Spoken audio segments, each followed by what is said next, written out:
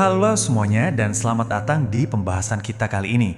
Kita mau langsung aja nih membedah sebuah fenomena besar yang lagi benar-benar terpampang di depan mata kita sehari-hari, yaitu gelombang raksasa film horor lokal yang lagi membanjiri bioskop. Hari ini kita bakal mengeksplorasi sisi psikologi budaya di balik semua teror ini, tapi lewat kacamata yang mungkin belum pernah kalian sadari sebelumnya.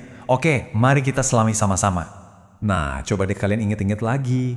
Belum lama ini sempat heboh ada sebuah baliho promosi film horor yang sampai harus diturunkan paksa karena dinilai terlalu provokatif kan.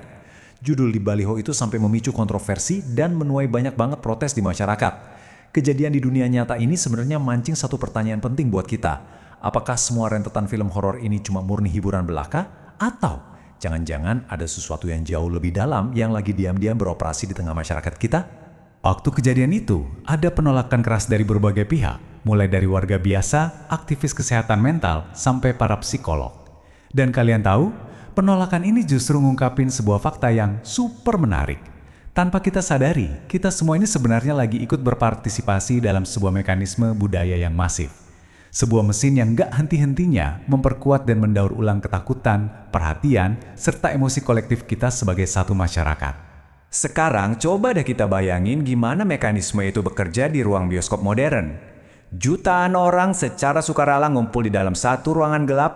Di sana elemen-elemen kayak narasi, simbol, efek suara yang bikin jantungan, dan emosi kita semuanya bekerja serempak untuk ngebentuk satu pengalaman kolektif. Semua mata tertuju fokus ke satu sumber, nyerap cerita yang sama persis. Di titik fokus massal kayak gini, batas antara apa yang kita anggap sebagai hiburan murni dengan sugesti emosional yang mendalam itu jadi tipis banget, hampir nggak kelihatan. Poin krusialnya itu ada di sini teman-teman. Pernah mikir nggak sih, di luar keuntungan tiket box office yang pastinya gila-gilaan, apakah ketakutan kita ini punya nilai lain? Jawabannya, iya. Ketakutan itu ibarat sebuah energi.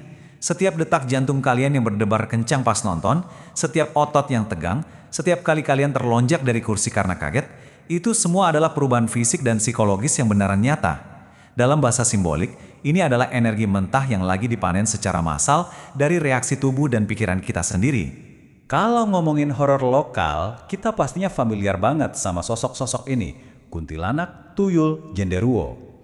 Nah, terlepas dari apakah kalian beneran percaya mereka ini ada di dunia nyata atau enggak, figur-figur ini sebenarnya berfungsi sebagai arketipe.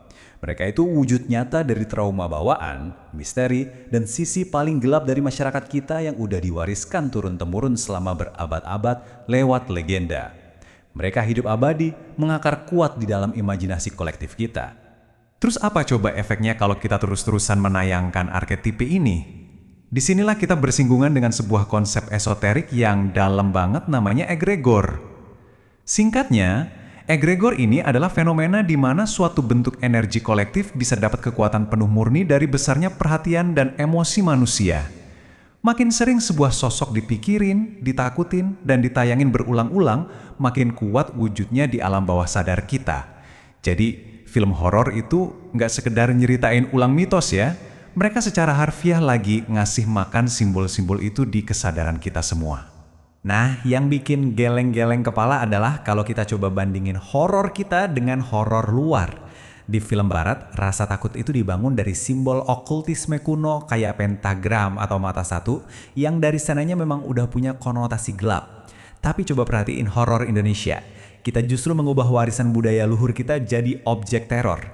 Makam leluhur yang harusnya dihormati, tembang lama yang indah, wayang bahkan motif batik yang sakral, semuanya dipakai buat nakut-nakutin. Padahal simbol-simbol lokal ini awalnya lahir dari filosofi dan kebijaksanaan yang luar biasa kaya, sama sekali bukan dari rasa takut.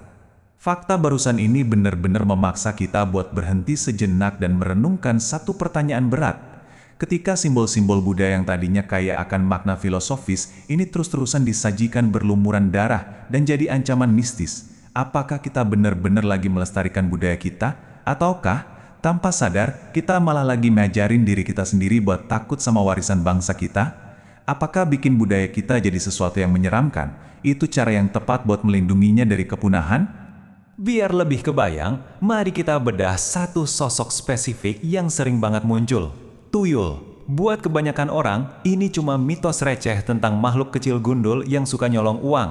Tapi kalau kita mau gali lebih dalam, tuyul ini punya representasi simbolik yang kuat banget. Dia itu sebenarnya cermin dari hasrat manusia itu sendiri. Dia mewakili keinginan gelap masyarakat kita yang pengen cepat kaya secara instan, tanpa harus repot bekerja, dan yang pasti lepas dari segala macam tanggung jawab. Kalian tahu nggak, dalam berbagai tradisi spiritual, ada keyakinan bahwa nafsu, keserakahan, atau hasrat yang nggak dipahami dan nggak diarahkan dengan benar, itu nggak akan hilang gitu aja. Mereka bermanifestasi. Mereka berubah jadi ciptaan energetik yang terus nyari jalan buat numpang hidup dalam kesadaran pikiran kolektif kita.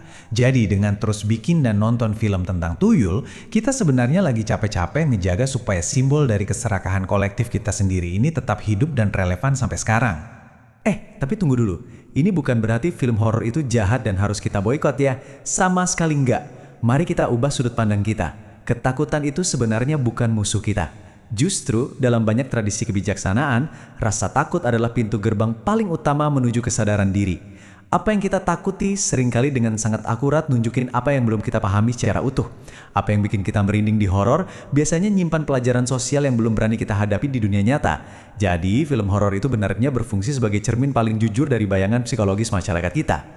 Dan ini membawa kita pada kesimpulan utama dari eksplorasi kita hari ini.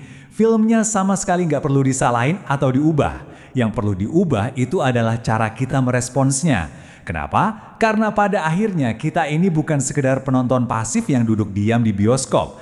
Kitalah pemegang kendali penuh yang berhak ngasih makna ke apapun yang kita tonton.